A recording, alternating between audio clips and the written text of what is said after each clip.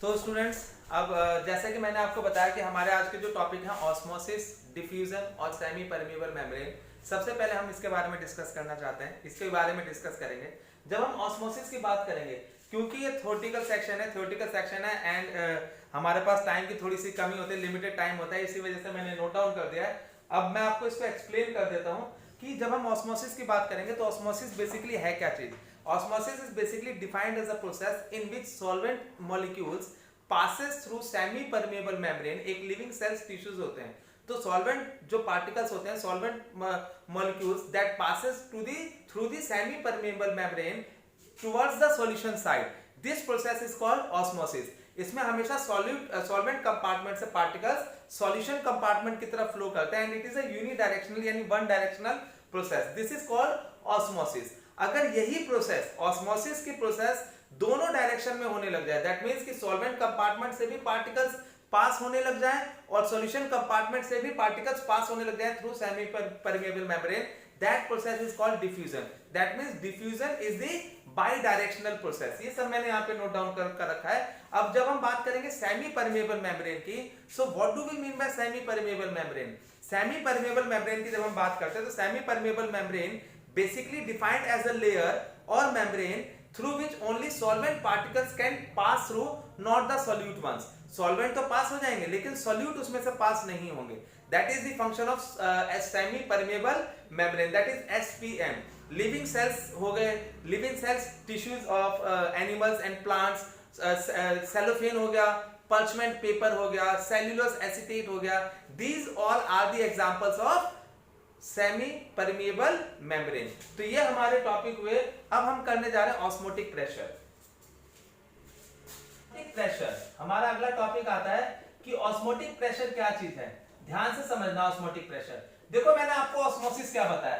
Osmosis एक ऐसी process होती है जिसमें सॉल्वेंट जो होता है वो सॉल्यूशन की तरफ मिक्स होना चाहता है, means the particles flows from solvent compartment to the solution compartment. This is called osmosis. क्या बोलते हैं इसको?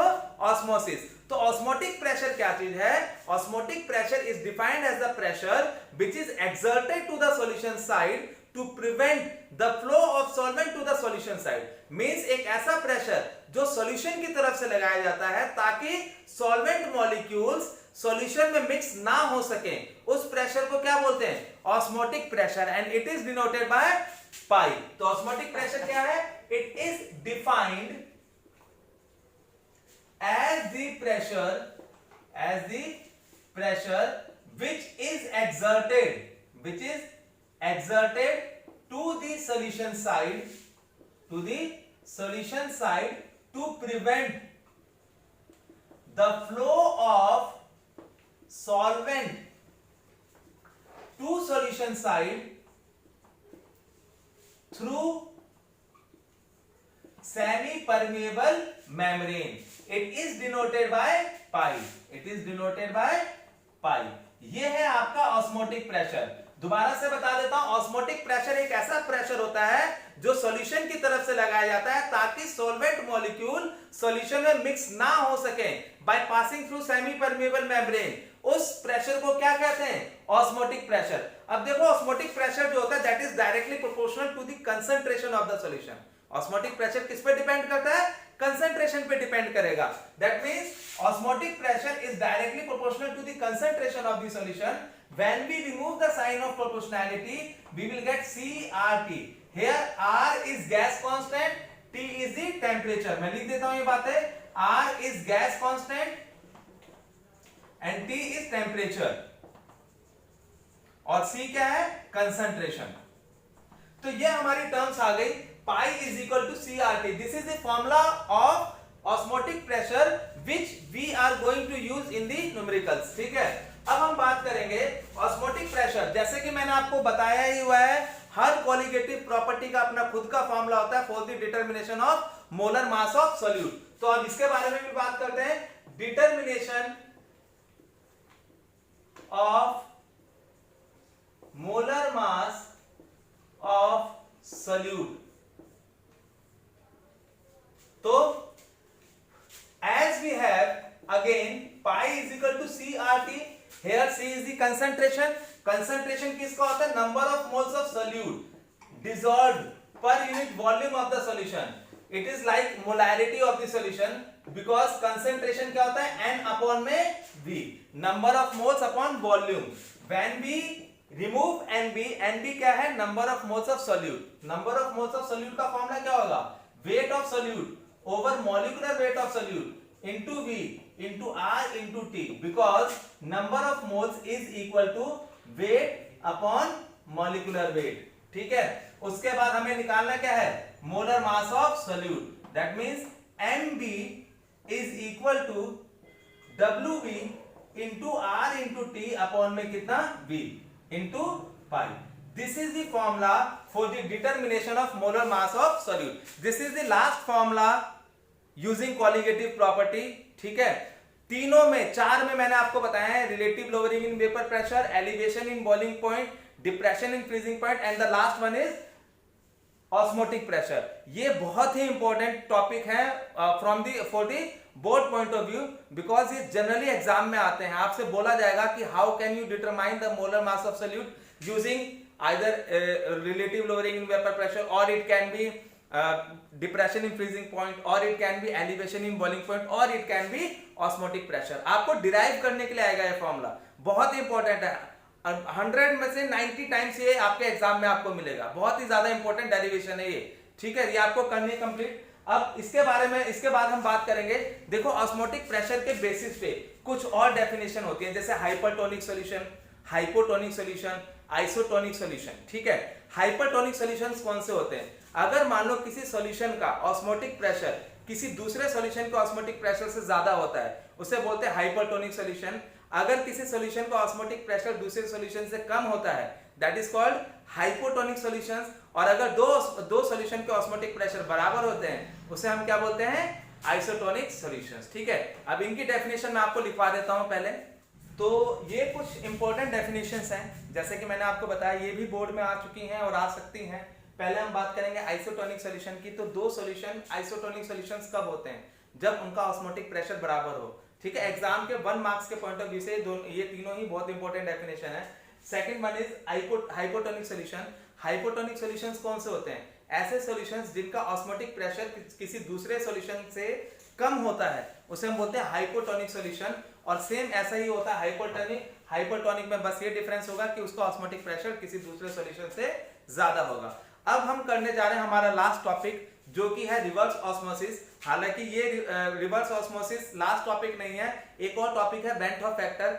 लेकिन क्योंकि अभी वो ड्यू टू दिस पेंडेमिक ये सिलेबस से हमारे डिलीटेड सेक्शन है. अगर ये ऐड ऑन होता है इस ईयर, जो कि बहुत कम चांसेस हैं, अगर ये ऐड ऑन होता है तो मैं इसको दोबारा इसके लिए एक अलग से वीडियो बना दूंगा, बेंट ऑफ फैक्टर, और जो फर्दर कुछ एक छोटी मोटी टर्म्स हैं, ठीक है, उसको समझाने के लिए. ठीक है, अभी हम करने जा रहे हैं last topic of the colligative property, that is reverse osmosis.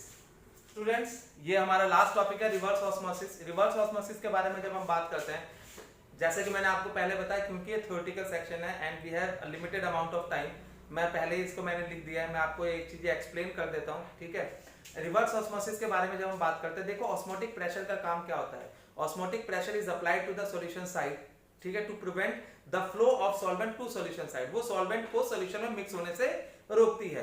But when the pressure more than osmotic pressure is applied to the solution side, अगर आप ऑस्मोटिक प्रेशर से ज्यादा प्रेशर सॉल्वेंट की तरफ से लगाते हैं, तो it started to flow to the solution side and the process of osmosis is reversed. ठीक है, this process is called reverse osmosis.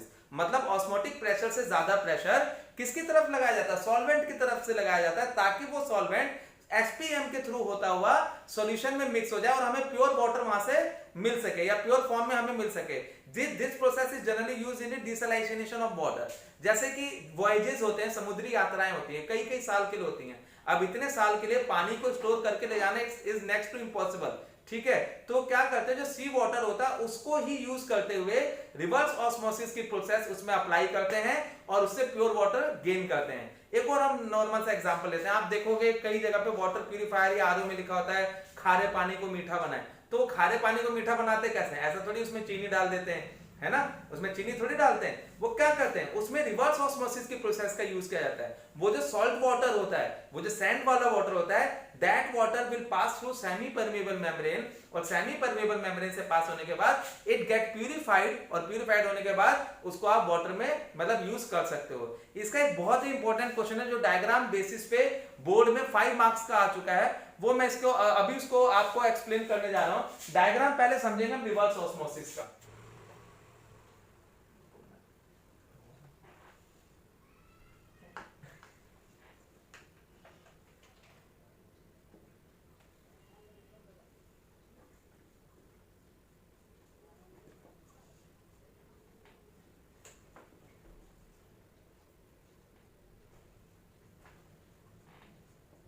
आप देखेंगे ये आपका सी वाटर है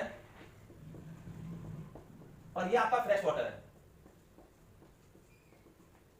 ठीक है, सी वाटर फ्रेश वाटर। आप ये देखेंगे यहां से प्रेशर अप्लाई किया जा रहा है, ये जो प्रेशर अप्लाई हो रहा है this pressure is more than osmotic pressure, pi है रिप्रेजेंट ऑस्मोटिक प्रेशर। तो जब ऑस्मोटिक प्रेशर से ज्यादा प्रेशर अप्लाई किया जाता है तो दिस सी वाटर और solvent molecule started to flow to the solution side of fresh water through semi permeable membrane. जब वो सेमी परमेबल मेम्ब्रेन के थ्रू पास होता है तो जो इंप्योरिटी होती है it will get distilled out, और फ्रेश वाटर आपको यहां से मिल जाता है, विल गेट्स एक्यूमुलेटेड और उसको ड्रिंकिंग पर्पस से और सम अदर पर्पसेस के लिए यूज किया जाता है, ठीक है। अब एग्जाम में किस तरीके का इसका क्वेश्चन आएगा इस पे बेस्ड, तो आपको एक डायग्राम बना के दे देंगे, ठीक है। डायग्राम बनाने के बाद बोलेंगे कि which process is described in this diagram, ठीक है। तो आपकी प्रोसेस कौन सी है, रिवर्स ऑस्मोसिस। दूसरा आपसे पूछ सकते हैं कि in which direction the flow of net flow of water takes place, तो the flow of water will take place to the from sea water to fresh water. तीसरा आपसे पूछ सकते हैं कि which SPM is used in this process, तो इस process को आप किस चीज में यूज करते हो, इसमें कौन सा सेमी परमेबल मेम्ब्रेन यूज होगा, cellophane. Cellophane is one of the SPM which is used in this process। और उसके बाद ये भी पूछ सकते हैं कि what is the use of this process, तो this process is used in the desalination of the water।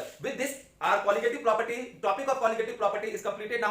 अगर आपको कोई भी डाउट होता है तो आप मुझे WhatsApp पे मैसेज कर सकते हैं, मेरा नंबर डिस्क्रिप्शन में मैंने दे रखा है, आप मुझे मतलब फॉलो भी कर सकते हैं, कोई भी क्वेरी हो आप मैसेज मुझे मतलब डाल सकते हैं, मैसेज भेज सकते हैं। और उसके बाद सबसे इंपॉर्टेंट चीज, qualitative property is one of the most important topic for this chapter. इसमें से कोई ना कोई सेक्शन आपके बोर्ड एग्जाम में आएगा ही आएगा, दैट्स फॉर श्योर, आना ही है, ठीक है। इससे रिलेटेड अगर आप लोग मुझे मतलब बोलेंगे तो मैं इससे रिलेटेड जो क्वेश्चंस हैं न्यूमेरिकल्स है जो बोर्ड के पॉइंट ऑफ व्यू से बहुत ज्यादा इंपॉर्टेंट है वो भी मैं आपको करवा सकता हूं, लेकिन उसके लिए हमें नेक्स्ट वीडियोस बनानी पड़ेंगी, ठीक है। अभी हमारा मेन जो फोकस होना चाहिए, the first focus is to be the theory section of this chapter. आपको जो थ्योरी सेक्शन है, थ्योरेटिकल सेक्शन पहले कंप्लीट करना पड़ेगा, उसके बाद न्यूमेरिकल आप कर सकते हैं केमिस्ट्री के इजीली, इसमें मतलब कोई डाउट नहीं है, ठीक है। तो आज हमारा क्वालिटेटिव प्रॉपर्टी का सेक्शन कंप्लीट हो गया, ठीक है। और this is it for today's video, और अगर आपको कोई भी डाउट हो, कोई भी क्वेरी, तो प्लीज आप मुझे मैसेज भेज सकते हैं, ठीक है। Thank you.